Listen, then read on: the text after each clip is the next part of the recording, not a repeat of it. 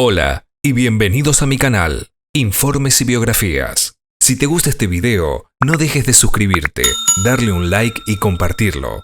Con esto me ayudas a seguir creando contenido. En el video de hoy vamos a ver el caso María Soledad Morales.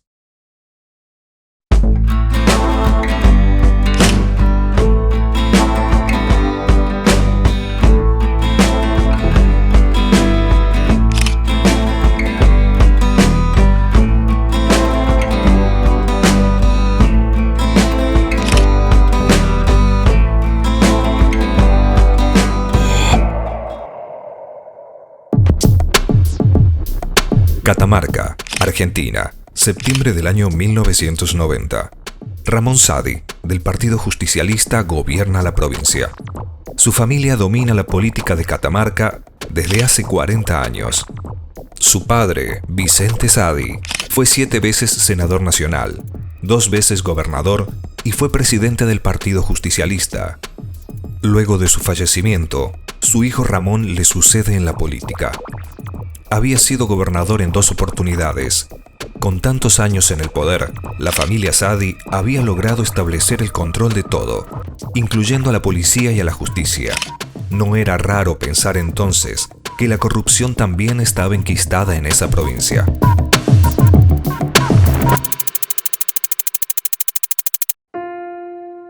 Hija de Elías Morales y Ada Rizardo, María Soledad vivía en un barrio de Catamarca. Tenía 17 años y cursaba el último año del Colegio del Carmen San José. Provenía de una familia humilde y de clase trabajadora de Valle Viejo, en la capital provincial. Era una buena estudiante y le había comunicado a su madre que cuando terminara el secundario iría a estudiar para ser maestra jardinera, ya que era una carrera corta y con su sueldo ayudaría a los gastos de la casa. María Soledad estaba enamorada desde los 15 años de Luis el Flaco Tula, un hombre de unos 28 años de edad con quien se veía a escondidas, ya que Tula en ese momento supuestamente estaba casado con una mujer llamada Ruth Salazar.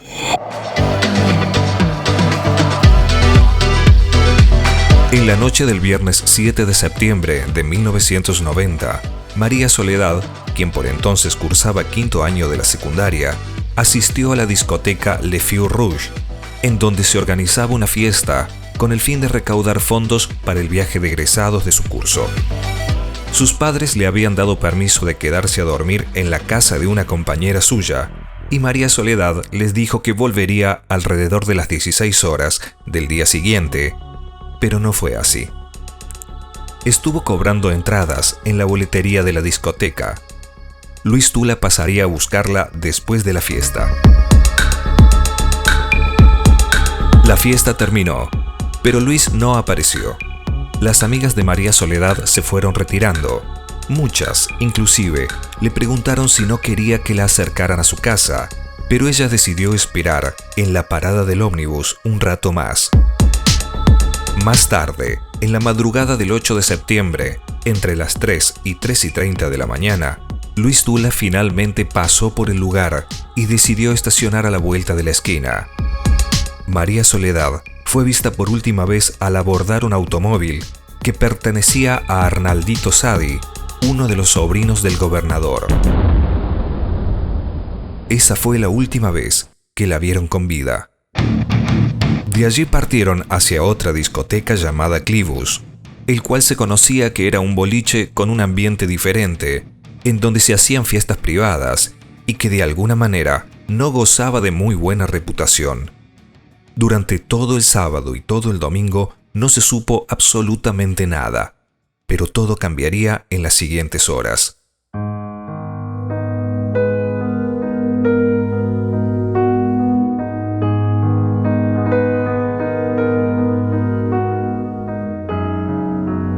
A las 9:30 del día lunes 10 de septiembre de 1990, en una zona conocida como Parque Daza, a 7 kilómetros de la capital catamarqueña, sobre la Ruta 38, el cuerpo de María Soledad Morales fue encontrado por unos operarios de Vialidad Nacional.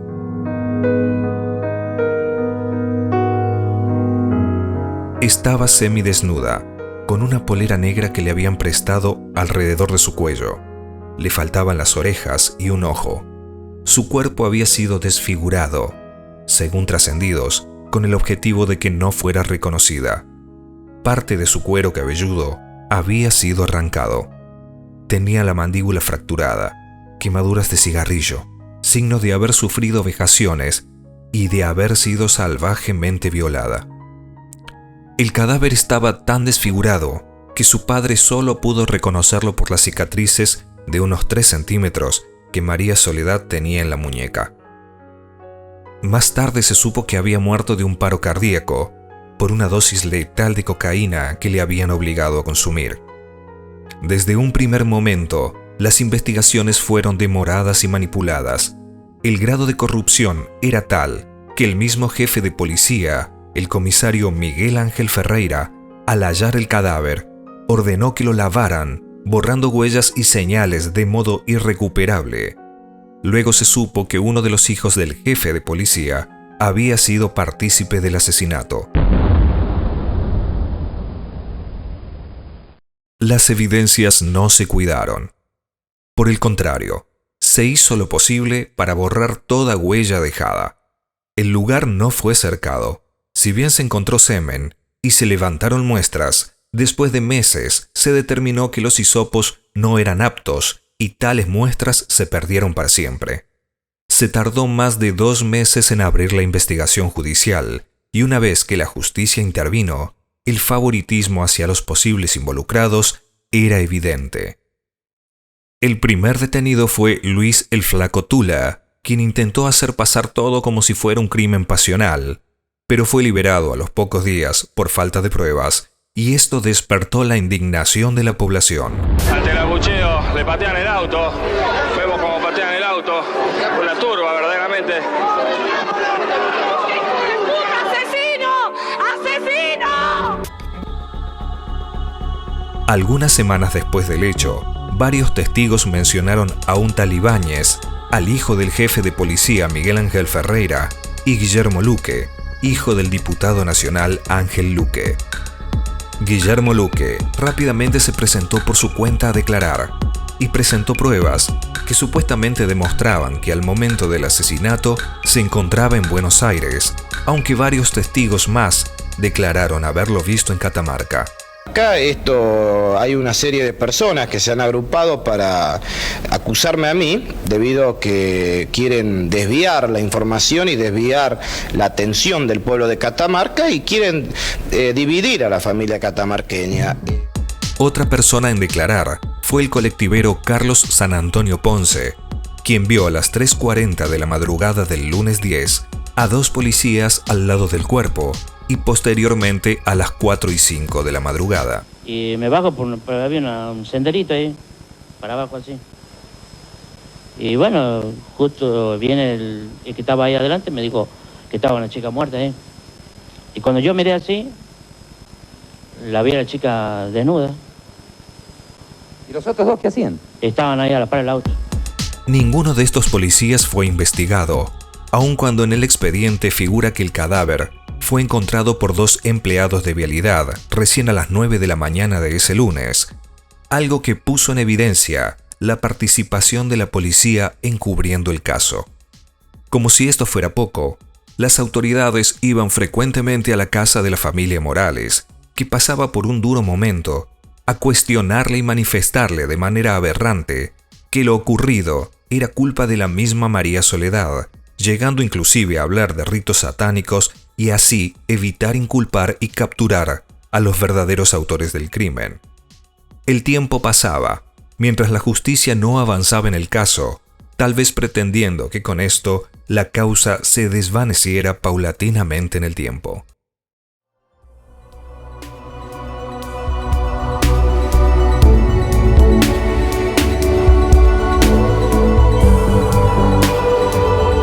Es ahí en donde la rectora del colegio, la monja Marta Peloni, junto a las compañeras de María Soledad, deciden luchar en contra de la falta de justicia que envolvía el caso, instaurando un estilo de reclamo nunca antes visto en Argentina: las marchas del silencio.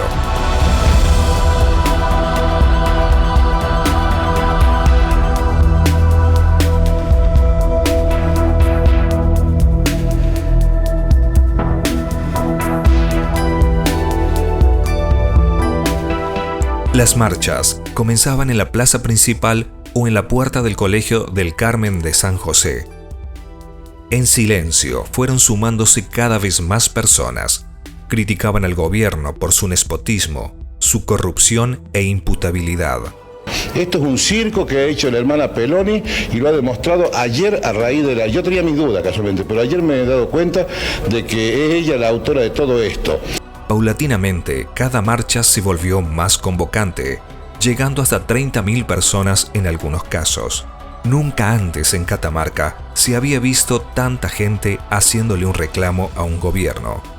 Mientras tanto, el resultado de la autopsia era claro: sobredosis de cocaína, la cual había sido introducida en enormes cantidades en el cuerpo de María Soledad contra su voluntad.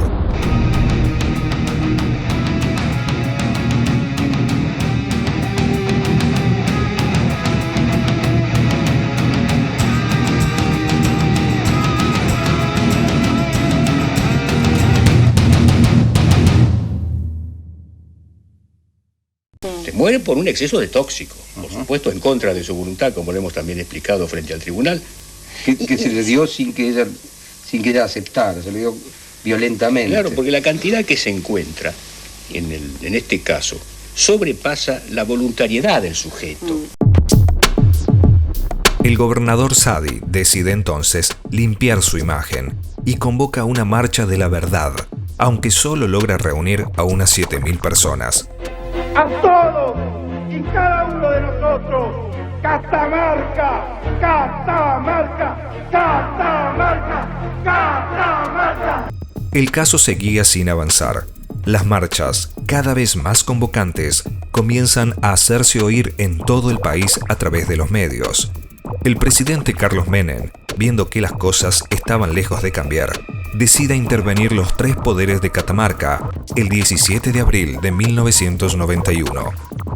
Extender la intervención federal a los poderes ejecutivos y legislativos de la provincia de Catamarca. El interventor federal designado es el doctor Luis Prol, quien procederá a elegir a los funcionarios que lo acompañarán en su gestión. Saadi fue desplazado del gobierno y asumió Luis Prol. Además llegó un policía y un juez desde Buenos Aires. Con esta intervención, el gobierno descubre el abismal desvío de fondos que había en la provincia y lo poco que se destinaba a salud y educación. Es aplaudida la llegada del interventor federal de la provincia de Catamarca por un grupo de ciudadanos catamarqueños que se han acercado hasta el aeropuerto Felipe Varela. Saadi públicamente calificó a Carlos Menem de traidor y hasta exigió una rinoscopía para comprobar si el presidente y demás altos funcionarios eran consumidores de cocaína. Guillermo Luque fue procesado 2 veces, pero ambos procesamientos fueron anulados. En este contexto, Ángel Luque, diputado nacional por Catamarca y padre de Guillermo Luque, declaró al diario Clarín en abril de 1991 que si su hijo hubiera sido el asesino, el cadáver no habría aparecido. Estas desafortunadas declaraciones ocasionaron un escándalo que llevó a la expulsión del diputado del Congreso. En Catamarca, las marchas del silencio no paraban, sumando un total de 66 y siendo cada vez más convocantes.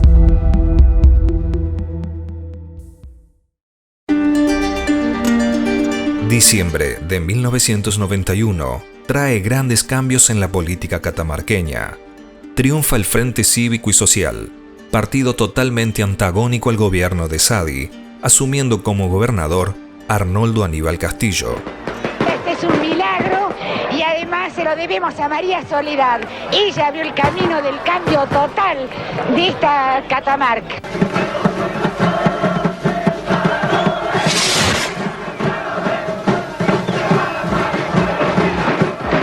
Creemos que toda nuestra lucha empezó con un grupo de jóvenes. Para gran parte de la población catamarqueña, con estas elecciones, la provincia volvía a la democracia, culminando el reinado de la familia Saadi, precisamente con un acontecimiento que había puesto de manifiesto la corrupción y el manejo de la justicia y las instituciones por años. Para 1992 había 5 detenidos por este crimen, pero fueron todos liberados. Luque vuelve a ser procesado. Ahí está Guillermo Daniel Luque, viene a notificarse de la prisión preventiva que ha decretado José Luis Ventimiglia. Aunque, con lo que parece ser presión o indecisión, este procesamiento se anula. El caso vuelve a cambiar de juez. José Carma vuelve a meter preso a Luque y lo imputa como presunto autor de homicidio simple. Pero sorpresivamente, esta resolución también es dejada sin efecto y en enero de 1993, después de pasar 23 meses preso, Luque es sobreseído totalmente y vuelve a la libertad. Convertida en una especie de montaña rusa, la justicia de Catamarca vuelve a procesar a Luque, esta vez como autor de homicidio preintencional, y a Luis Tula como partícipe necesario, aunque no son detenidos. El tiempo simplemente pasa. En 1994, y tras años de espera, la causa es elevada a juicio, pero la espera continuará de la mano de cambios de fecha para quedar fijada finalmente el 26 de febrero de 1996. En el día de ayer, en su declaración, que usted aclaró que había parte... De este modo comienzan a desfilar los testigos y a escucharse los testimonios, que sorpresivamente, en su mayoría, comienzan a retractarse y manifestar que ya no conocían a Luque ni a los otros acusados. Las declaraciones ahora parecen estar llenas de dudas y miedos. O directamente han escuchado, han sentido mal a decir que yo lo había visto al señor Luque. Jamás. Y bueno, que no recuerdo otra cosa, me preguntaron. Después sé que me crucé a la esquina, había una vidriera. No recuerdo otra cosa. Un pantalón claro. ¿Recuerda esto? No recuerdo que esto, no recuerdo. No recuerdo, no. Pullover negro. No, tampoco, no.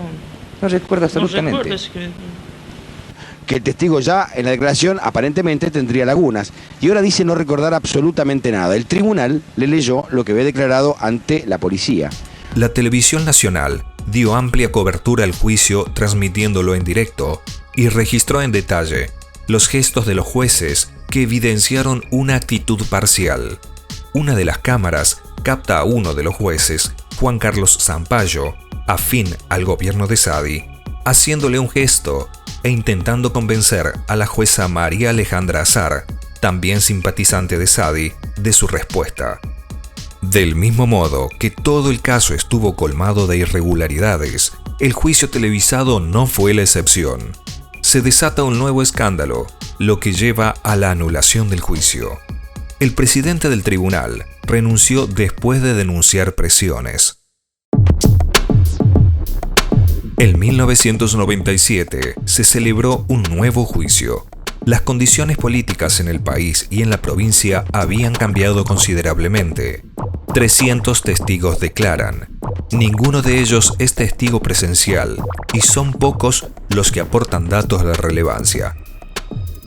El 27 de septiembre de 1998, 7 años después del crimen, Guillermo Luque es condenado a 21 años de prisión por el asesinato y violación seguida de muerte de María Soledad Morales, condenándolo, en consecuencia, a la pena de 21 años de prisión. Aunque solo cumple 14 años de prisión y es liberado por buena conducta. Guillermo, ¿qué siente al recuperar la libertad? Estos primeros momentos, ¿cómo son? Inocente preso, Hubo un inocente preso en Catamarca.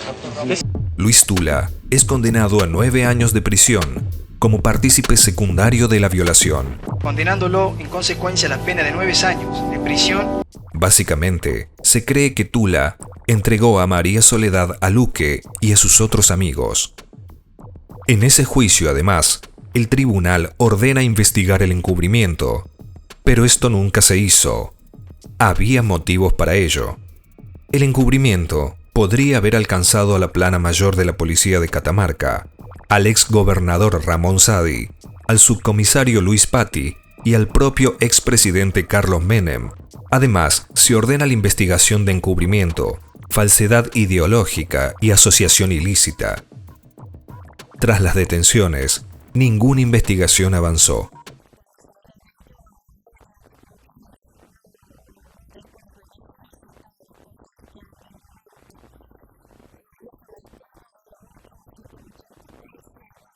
Esa noche del 7 de septiembre, eran varias las personas que estaban en esa fiesta, que terminó con la vida de María Soledad Morales. Si bien la culpabilidad de Guillermo Luque y Luis Tula es inapelable, muchas de las personas que fueron parte del crimen eran familiares o hijos de personas de poder, quienes quedaron libres y sin cargos por este crimen. Muchos de esos culpables hoy caminan impunes en Catamarca.